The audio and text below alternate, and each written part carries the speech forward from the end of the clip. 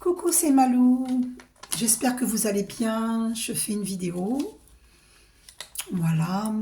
Si vous avez des soucis, n'hésitez pas à me demander un soin énergétique de lumière. Et si vous avez envie d'une guidance personnalisée, n'hésitez pas.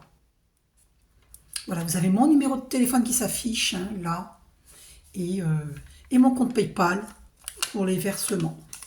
Et pour les dons, merci pour ceux qui me font des dons. Merci infiniment. Je vous suis très reconnaissante. Merci pour tous mes abonnés et tous ceux qui vont s'abonner. Merci infiniment. Je vous aime. Et je vous aime tous et toutes. Abonnés ou pas, je vous aime. Et infinie gratitude, bien sûr, pour tous ceux qui s'abonnent, qui se sont abonnés. Merci. Et merci à tous ceux qui me suivent depuis le début. Merci, merci, merci. Je fais une vidéo sur... voilà, j'ai vu une vidéo. Le titre, c'est Merkaba égale danger. Et la personne, son site, c'est Gaia Manar. Elle a 2K55 d'abonnés. Voilà, il y a eu 11K de vues sur cette vidéo. Le titre, donc, Merkaba égale danger. Vidéo du 19 février 2021. Donc, je tiens à donner mon point de vue. Mes points de vue sur cela. Donc, alors, il n'y a pas de hasard si elle a écrit Merkaba égale danger. Cela ne veut pas dire qu'elle dit, qu'elle affirme que Merkaba égale danger. C'est pour pouvoir interpeller les consciences qu'elle écrit Merkaba égale danger. En vérité, non. Merkaba n'est pas égal danger. Alors, oui et non. Je vous explique mes points de vue. Oui, Merkaba égale danger pour les novices. D'accord? Uniquement pour les novices. Je vous donne mes points de vue. Parce que quelqu'un, évidemment, un nouveau méditant, un novice, quelqu'un qui va s'apprêter à méditer, bien sûr qu'il est en danger s'il ne connaît pas les règles du bon... Alors, trouvez les mots justes, des bonnes étapes pour la méditation. Quelqu'un qui démarre la méditation, il faut qu'il sache, avant de démarrer, que si vous n'êtes pas assidu, si vous ne méditez pas régulièrement, effectivement, c'est dangereux. Pourquoi? Parce que méditation égale lumière. D'accord? Donc, si il faut que je vous trouve pour vous montrer pourquoi. Alors, est-ce que je l'ai mis à proximité? Je vais voir. Si je le trouve, je vous montre. Alors, où c'est que je l'ai mis? Sur les... Pour que vous compreniez, sur cette fameuse lumière. Alors, où c'est que j'ai mis le... Mince alors. Bon, écoutez, j'aurais dû le mettre à côté de moi, tant pis. Allez, c'est pas grave. De toute façon, je l'ai montré dans d'autres vidéos, donc c'est dommage que je n'ai pas pensé le préparer pour cette méditation. Donc, la méditation, 3033, incroyable. Donc, les archanges, vous voyez, c'est vraiment véritablement un message des archanges. Parce que on m'a fait poser les yeux sur 3 minutes 33. La méditation doit, entre guillemets, parce que vous avez votre libre arbitre, bien entendu, on a toujours son libre arbitre, chacun fait ce qu'il veut. Donc, la méditation doit, entre guillemets, se pratiquer au moins matin et soir, au moins 2 fois par jour. D'accord? Après, pour quelqu'un de plus sérieux, comme moi par exemple, je médite très souvent, elle peut se pratiquer beaucoup plus que ça. C'est-à-dire matin, midi, soir, et 1 fois dans la nuit. Par exemple, vers 2-3 heures du matin. D'accord? Ou à 4 heures du matin, mais il faut ressentir en fait, parce que les dons se développent de plus en plus lorsque l'on médite. Le 3e œil va s'ouvrir, et donc du coup, vous allez avoir votre ange gardien qui vous prévient. Par exemple, moi, quand j'ai des frissons sur la nuque ou sur le côté gauche, n'importe où, à n'importe quel endroit de mon corps physique au niveau du côté gauche, eh bien là, je sais que je dois méditer. Donc, vos perceptions vont s'amplifier de plus en plus à force de méditer. Donc, vous serez averti quand vous devrez, entre guillemets, devrez méditer. Entre guillemets, parce que vous n'avez aucune obligation, bien entendu. Moi, je vous déconseille fortement de ne pas méditer si vous n'avez pas l'intention de méditer régulièrement. Si vous n'êtes pas assidu dans cette pratique, c'est pas la peine de démarrer. Oui, il y a danger, parce que méditation égale lumière. Donc, si vous ne méditez pas régulièrement, eh bien, ça crée une faille. C'est une faille. C'est pas que ça crée une faille, c'est une faille pour l'ombre, pour la force de l'ombre. Pour dire les mots justes, pour la force de l'ombre.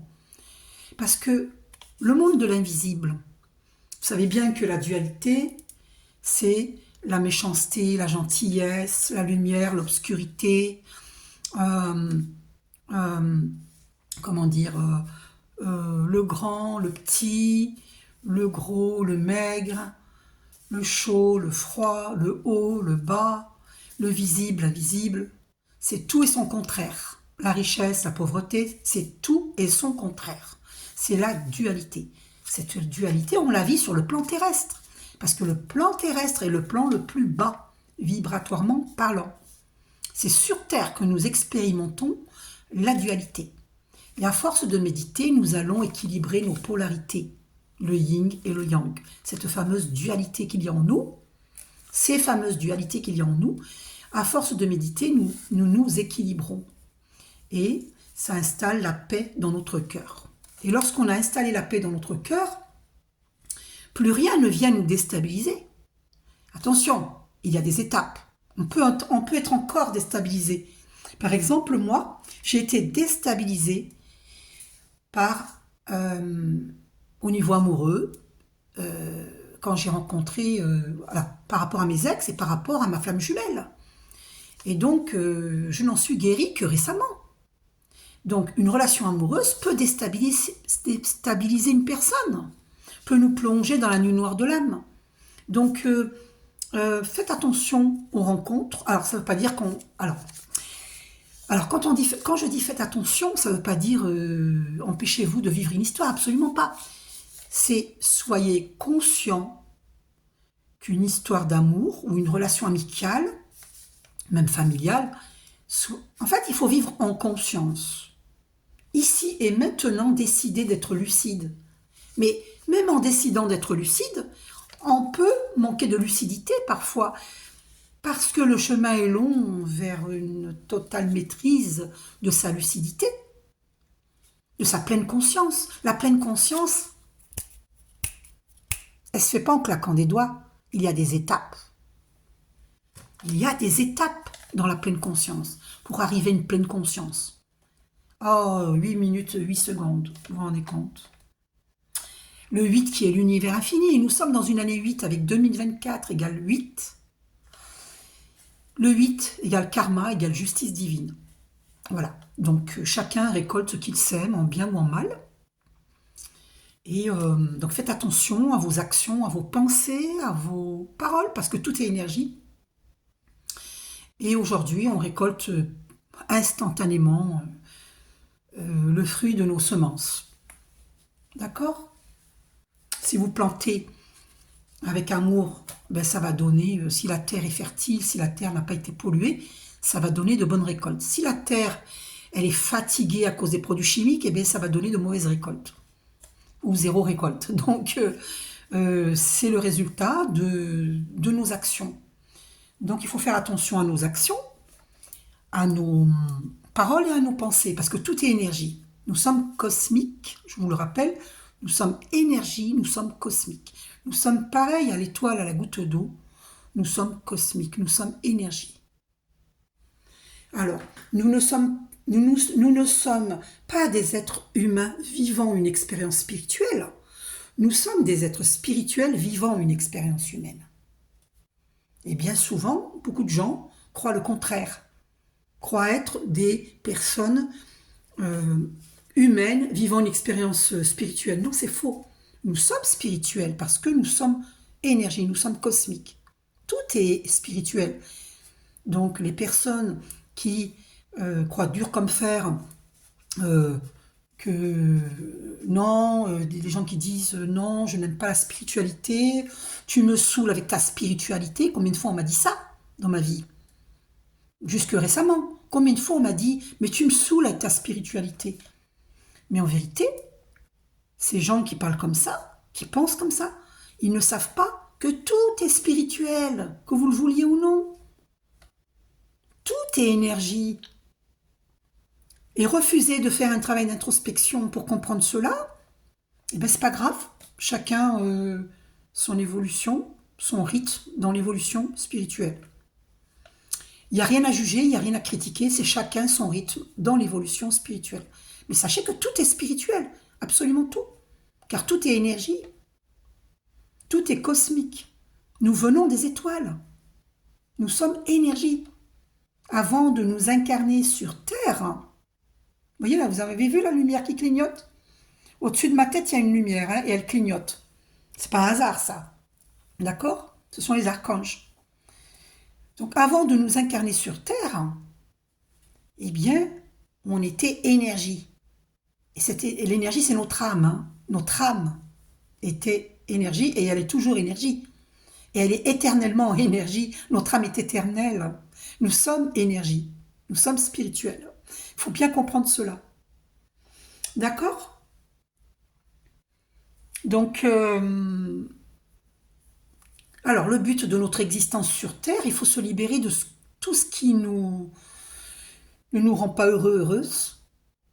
Donc, il faut s'affranchir des rôles de sauveur, bourreau, victime. D'accord? Voilà. Et et méditer est un bon moyen d'atteindre la paix dans le cœur, cette paix que nous allons pouvoir émaner vers l'extérieur. S'il n'y a pas cette paix à l'intérieur de nous-mêmes, c'est pour ça qu'il y a cette parole dans les religions qui dit le royaume de Dieu est à l'intérieur de vous. Donc le royaume de Dieu est à l'intérieur de nous. Avant d'être dans des écrits, il est à l'intérieur de nous. Donc il faut d'abord écouter son âme. Notre âme est énergie. Il faut consulter son âme. Il faut écouter son âme, son cœur. Notre intuition vient de l'âme.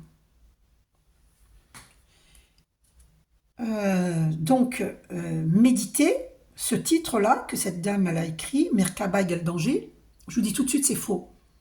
La Merkaba n'est pas un danger. Bien au contraire. Mais c'est un danger, donc c'est pour ça que je vous ai dit oui et non à cette... En fait, elle n'aurait pas dû écrire Merkaba égale danger, mais c'est bien de prévenir les gens. Elle aurait dû écrire Merkaba égale danger, elle aurait dû préciser oui et non. Voilà. Alors peut-être que cette dame ne médite pas, ou peut-être qu'elle a médité, qu'elle ne médite plus, je ne sais pas. Bon, sa vidéo est très intéressante. Hein. Ça a permis de faire celle-ci, hein.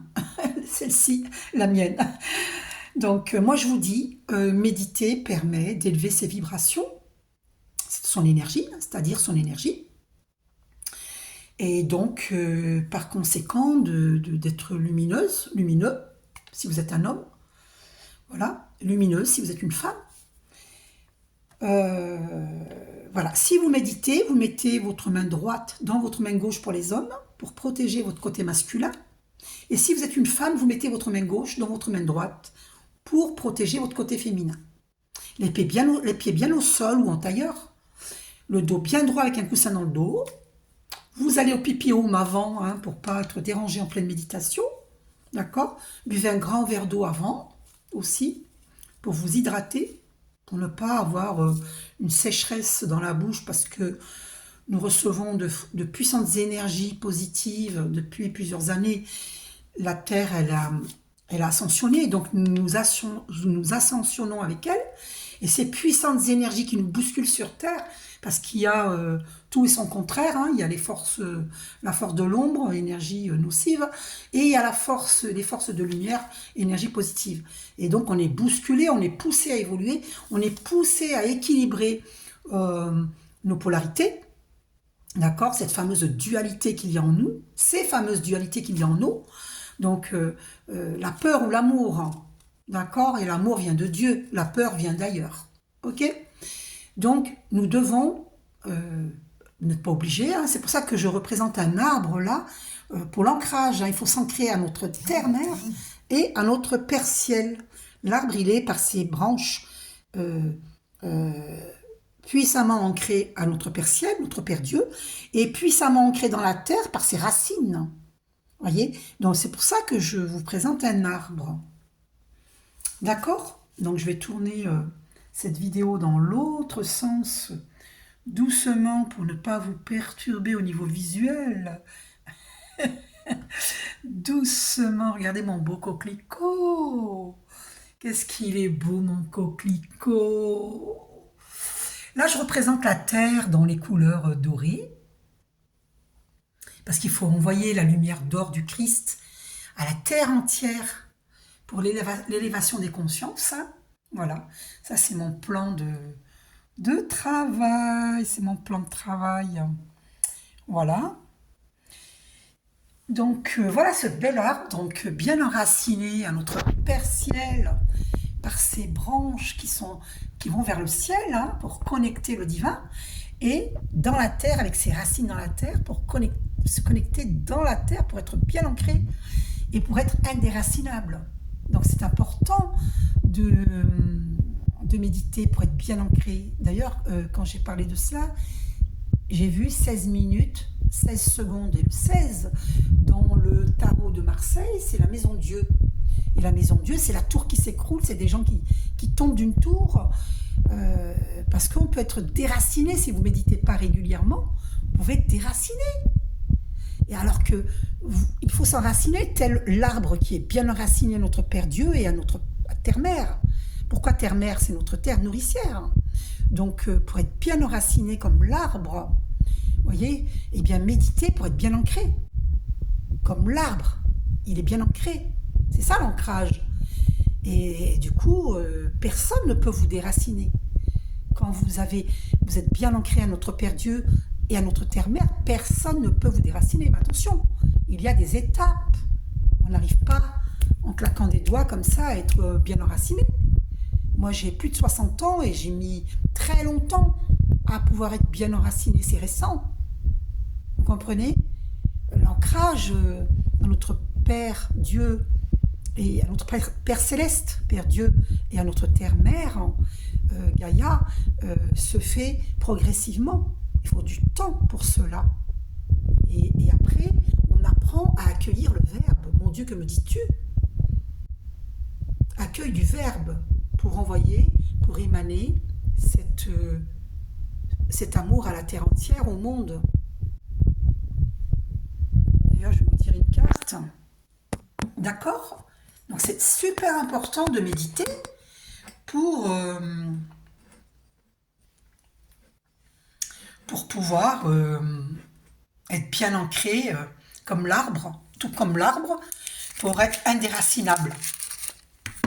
Donc oui et non, la Merkaba, elle est dangereuse, et non, elle n'est pas dangereuse, elle est dangereuse pour les gens qui sont novices, qui démarrent la méditation et qui ne sont pas assidus. Si vous n'êtes pas assidu, c'est pas la peine de méditer. La force de l'ombre, elle va vous attaquer. Je vous raconte ce qui m'est arrivé au début de ma méditation, d'accord? Histoire vraie, parce que moi je raconte pas des histoires, je vous dis la pure vérité, d'accord? Je vous raconte mon histoire, quand j'ai démarré la méditation transcendantale. Eh bien, j'habitais, regardez un petit peu le nom, c'est complètement hallucinant, rue d'Enfer, Rochereau, à Toulouse. Il y a le mot d'enfer dedans, hein. D'accord? Et c'était un quartier, je ne le savais pas, j'étais naïve, c'était un quartier de prostitution. Et aussi beaucoup de misère. De toute façon, la misère, il y en a partout. Partout, partout. Il n'y a pas que dans cette rue-là, c'est partout. Et très animé par les marchés qu'il y a autour, place à côté de la rue, place Jeanne d'Arc. Et bref, je ne vais pas rentrer dans les détails. Et donc, l'appartement où j'habitais, rue d'Enfer Rochereau, j'ai vécu des choses incroyables. Parce que mon professeur de méditation transcendantale, une femme formidable que j'apprécie énormément, je l'aime très fort. Elle est merveilleuse, c'est une femme merveilleuse. Elle est au Canada, je pense qu'elle est encore au Canada actuellement. Et elle m'avait rendu visite à mon appartement. Et ce qui est incroyable, c'est que il y avait un restaurant qui s'est installé devant chez moi le jour de sa visite. Ce restaurant n'était pas là auparavant. Le jour où elle est venue me rendre visite, et peu de temps après que j'ai appris à méditer, hein. Et donc elle est venue faire une, comment elle appelle ça déjà, une vérification pour savoir si je médite correctement, si je suis bien ancrée, tout ça. Et pour vérifier, c'est une vérification. Et voilà. Et donc ce restaurant, bizarrement, il y avait une tête de diable. Mais alors, la vraie tête de diable, c'était vraiment une tête de diable avec des yeux rouges. Mais vraiment, le, le, le restaurant, devant, là, il y avait une tête de diable avec des yeux rouges. Ça m'avait surpris, choqué. Mais en face de chez moi, hein. Et elle m'avait dit, ah, ça m'étonne pas. Et elle m'avait expliqué, et je lui ai dit, ah, pourquoi j'ai cherché à comprendre. Et elle me dit, ben, parce qu'en face de la lumière, il y a l'obscurité. Et vous voyez, là, je viens de voir 21 minutes 11, le 111 qui confirme. Donc, comprenez cela. En face de la lumière, il y a l'obscurité. C'est logique, puisque il y a la dualité sur Terre, il y a tout et son contraire. Donc, je vous ai dit, la lumière, l'obscurité. Le jour, la nuit. D'accord? Il y a tout et son contraire. Donc, forcément, en face de la lumière, il y a l'obscurité. Il y a la force de l'ombre. Donc, comme je venais de démarrer à méditer, il y a cette tête de diable qui est venue s'installer devant chez moi. C'est pas fou, ça? C'est pas incroyable?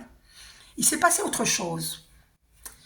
C'est pour ça que je vous dis c'est important de méditer régulièrement. Si vous n'avez pas l'intention de méditer régulièrement, oui, il y a danger. Oui, il y a danger.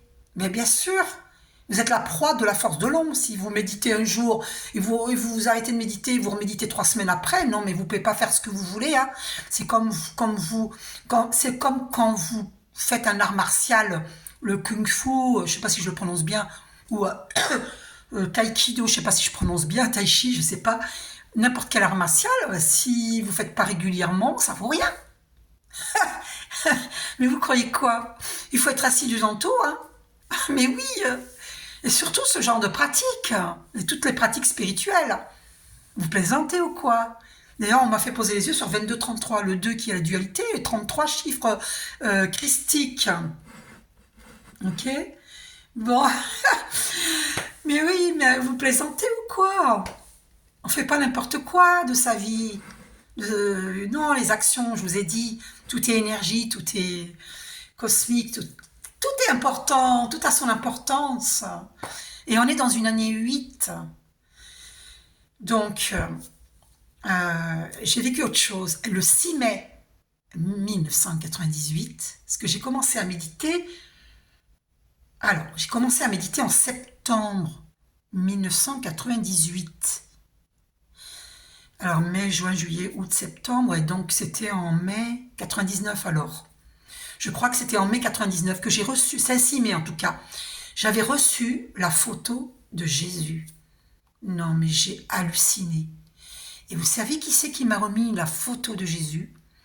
Un couple qui passait en moto. Alors, je ne me rappelle pas si c'était un scooter ou une moto. Ils avaient un casque et un des deux qui était à l'arrière. Tellement ça m'avait surpris que je me rappelle même pas si c'était un jeune garçon ou une jeune fille, mais c'était des jeunes qui avaient enlevé son casque à l'arrière.